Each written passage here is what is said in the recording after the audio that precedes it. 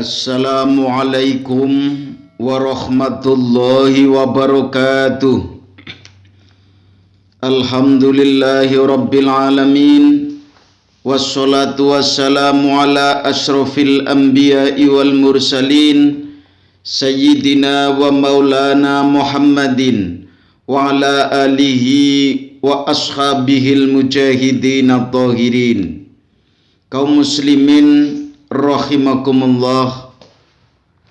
Pertama dan utama, marilah kita senantiasa memanjatkan rasa tasyakur binikmatillah, sehingga pada kesempatan kali ini kita masih diberi beberapa kenikmatan oleh Allah Subhanahu wa Ta'ala. Salah satu kenikmatan yaitu kita masih diberi hembusan nafas, denyutan jantung, yang mudah-mudahan kenikmatan itu kita bisa mensyukuri dengan ucapan Alhamdulillahi Rabbil Alamin.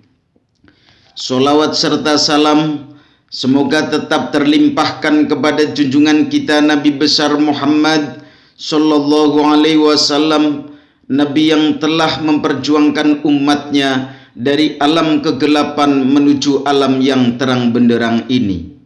Kaum muslimin rahimakumullah, pada tausiah kali ini saya akan membawakan judul cinta kepada Allah dan cinta kepada Rasulnya.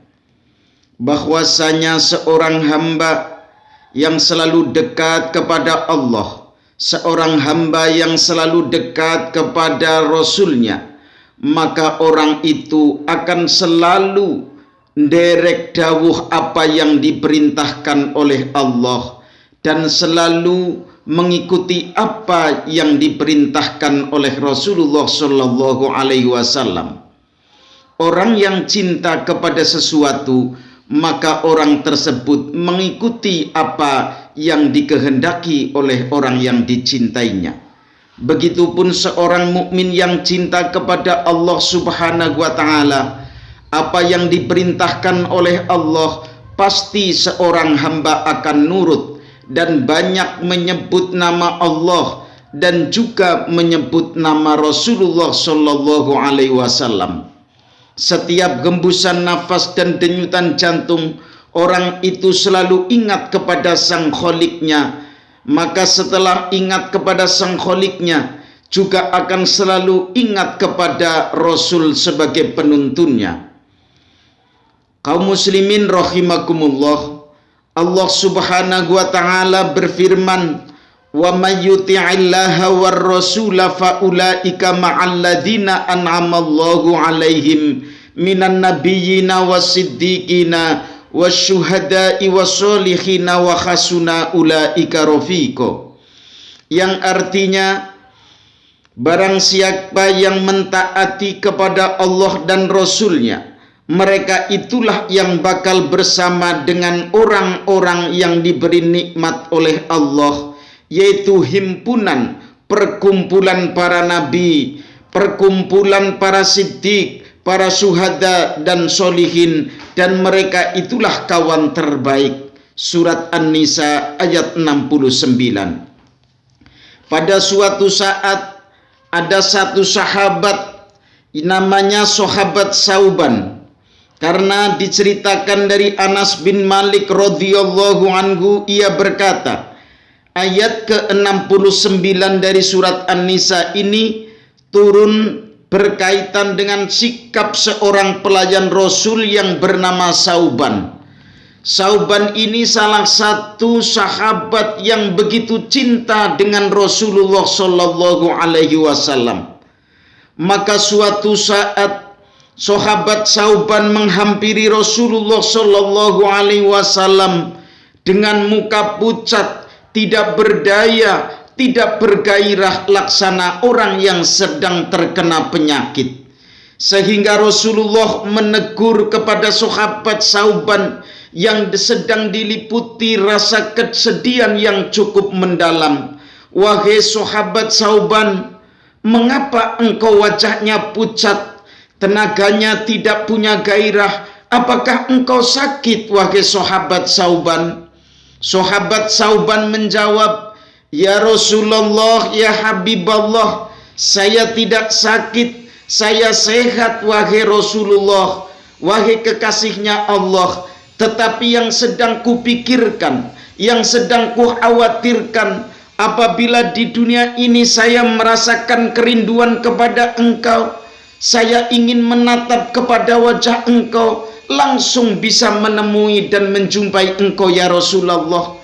Pada saat saya bersedih ingin bertemu dan memeluk dengan engkau ya Rasulullah, saya bisa berjabatan dengan engkau ya Rasulullah. Tetapi ya Rasulullah, ya Habiballah, andaikan kita sudah berpisah, engkau pasti masuk ke dalam surga, tetapi tingkatannya berbeda. Engkau tingkatan surga kelas VIP, sedangkan saya surganya adalah kelas emperan. Engkau dimasukkan surga dengan para nabi dan rasul, sehingga terpaut jauh tempatnya. Akhirnya turun ayat, barang siapa yang taat kepada Allah, orang itu setiap hari mengerjakan kewajiban sholat 5 waktu. Orang itu mengerjakan, apabila punya kemampuan hartanya, mengeluarkan zakat, mengeluarkan dermawannya, dan juga menunaikan ibadah haji. Setelah itu orang itu taat kepada Rasulnya, apa yang diajarkan oleh Rasul, lalu orang tersebut mentaati dan mengikuti jejak-jejaknya Rasul, maka orang tersebut akan dibangunkan, dihimpun beserta orang syuhada dan solihin. Inilah kenikmatan orang-orang yang taat kepada Allah, taat kepada utusannya. Buktinya kita harus mengikuti apa jejak Rasulullah Shallallahu Alaihi Wasallam. Karena itu di dalam hadis yang diriwayatkan oleh sahabat Siti Aisyah, istri Rasulullah Shallallahu Alaihi Wasallam, man ahabballahu ta'ala aktsara dzikruhu wa tamratuhu ayyadhkurahullahu birahmatihi wa ghufranihi wa yadkhulahul jannata ma'a anbiya'ihi wa aulaihi wa yukrimahu biru'yati jamalihi. Wa man ahabban nabiyya sallallahu alaihi wasallam aktsara minas sholati alaihi wa tamratuhul wusulu ila syafaati wa suhbatihi fil jannah. Siapa yang mencintai Allah pasti banyak menyebut dan berzikir kepada Allah Subhanahu wa ta'ala. Buahnya ingat pula ialah kita selalu mendekatkan dengan Allah Subhanahu wa ta'ala. Apabila kita sudah mengingat kepada Allah, maka Allah pun dengan pemberian rahmat dan ampunannya. Artinya kalau kita selalu ingat kepada Allah, kita selalu zikir kepada Allah, maka buah daripada zikir tersebut Allah akan memberikan rahmat dan ampunannya kepada seorang hamba yang selalu zikir kepada Allah Subhanahu wa ta'ala. Karena itu apabila kita sedang lelungguhan, apabila kita sedang mujalazah, apabila kita sedang duduk-duduk, maka dalam duduk pun kita selalu ingat kepada Allah. Artinya walaupun lesan kita berdiam, walaupun mata kita kelihatannya berdiam, tetapi hati dan denyutan jantung selalu menyebut nama Allah dan keagungan Allah Subhanahu wa ta'ala. Dengan demikian maka pemberian rahmat kasih sayangnya Allah akan diturunkan. Kalau orang itu sudah diturunkannya rahmatnya Allah, maka ampunannya Allah pun akan diturunkan. Kalau orang tersebut sudah diberi rahmat dan ampunan, maka dimasukkan surga beserta para nabi, para wali, para aulia Allah, serta dimuliakan dengan memandang keindahan zatnya Allah Subhanahu wa ta'ala. Dan siapa yang mencintai Nabi dan Rasul pasti banyak bersolawat kepada beliau. Buahnya adalah usul dapat mencapai syafaatnya dan mendekatinya di surga. Maka apabila orang itu benar-benar cinta kepada Rasulnya, perbanyaklah kita membaca solawat, Perbanyaklah menyebut nama Rasulullah Shallallahu Alaihi Wasallam. Apalagi sebagai bangsa kita sedang diuji oleh Allah dengan adanya wabah COVID-19, maka kita perbanyak menyebut nama Rasulullah Shallallahu Alaihi Wasallam. Sebab di mana nama Rasul itu disebut, maka Allah tidak akan menurunkan bencana, maka Allah tidak akan menurunkan taun atau wabah dan penyakit dan lain sebagainya. Oleh karenanya kita akan selalu membaca sholawat. Maksudnya apa? Menjadi kawan dekat di kelak di surga. Maka barang siapa yang gemar membaca sholawat, nanti kuburannya akan tembus dengan kuburannya Rasulullah Shallallahu Alaihi Wasallam. Dan juga orang yang gemar membaca sholawat akan dijauhkan dari sifat kesusahan dan keprihatinan. Dan orang yang gemar membaca sholawat akan diberi kenjembaran dan keluaskan rizki dari Allah Subhanahu wa Ta'ala. Kalau kita membaca sholawat yang panjang-panjang itu tidak bisa. Misalkan kita baca sholawat nariyah, tidak hafal, maka kita baca sholawat yang lain, baca sholawat munjiat.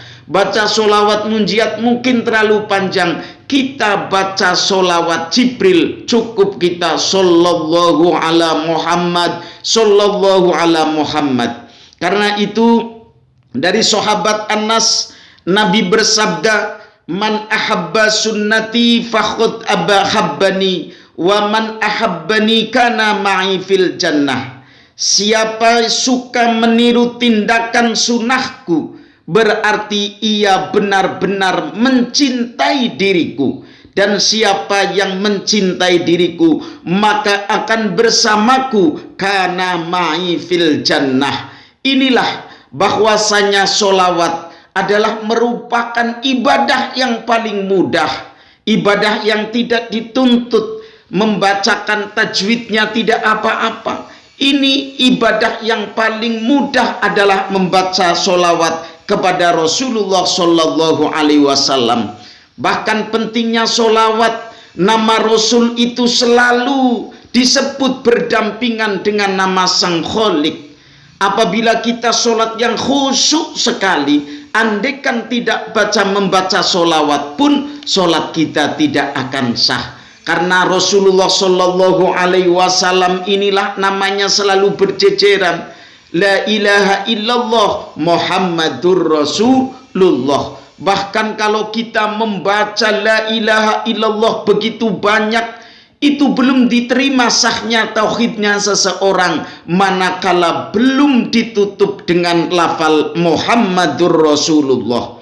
Suatu saat ja'a rasulun min Qudha'ata ila Nabi sallallahu alaihi wasallam faqala ya Rasulullah ara'aita in syahidtu la ilaha illallah wa annaka rasulullah wa shallaitu sholawatil khamsi wa sumtu ramadhana wa kumtu layaliyahu wa addaitu zakata fa mimman ana. Faqala an-nabiy sallallahu alaihi wasallam man mata ala hadza kana ma'an nabiyyina wasiddiqina wasyuhada'i yaumal qiyamah hakadha wa nasaba usba'ahu malam yu'aqqa walidayhi. Seorang pria dari Qudha'ah datang menghadap kepada Nabi Muhammad sallallahu alaihi wasallam dan bertanya, "Ya Rasul, menurut Anda aku termasuk golongan manakah? Jika aku telah bersaksi bahwa tidak ada Tuhan selain Allah, saya bersaksi bahwa Nabi Muhammad adalah utusan Allah, dan aku sholat 5 waktu, puasa di bulan Ramadan, dan beribadah di malamnya, serta membayar zakat." Jawab beliau sallallahu alaihi wasallam, siapa yang meninggal dalam keadaan demikian, maka ia bersama para nabi, bersama para siddiqin wasyuhada di hari kiamat. Demikian ibaratnya. Beliau tegakkan jari-jarinya sepanjang tidak durhaka terhadap ibu bapaknya, Sebab orang yang durhaka terhadap ibu bapaknya jauh daripada rahmat Allah Subhanahu wa taala yang Maha Pemurah. Oleh karenanya, mudah-mudahan kita semua benar-benar digolongkan orang yang mencintai Rasulullah, mencintai Allah Subhanahu wa taala dalam keadaan susah, dalam keadaan gembira, dalam keadaan kaya, dalam keadaan miskin pun kita selalu dekat kepada Allah, dekat dengan Rasulullah sallallahu alaihi wasallam. Sebab banyak orang yang ketika diuji dengan gemerlapnya dunia, banyak orang yang diuji dengan naiknya pangkat dan jabatan, tetapi orang itu jauh dari Allah Subhanahu wa taala, jauh dari Rasulullah sallallahu alaihi wasallam. Tetapi pada saat orang tersebut sedang mengalami kegundahan, sedang mengalami kegelisahan, sedang mengalami pailit, sedang mengalami kebangkrutan, orang itu mendekat kepada Allah Subhanahu wa taala, mendekat kepada Rasulullah. Jadi seolah-olah Allah dibutuhkan pada saat kita susah, Allah dibutuhkan pada saat kita sedang pailit.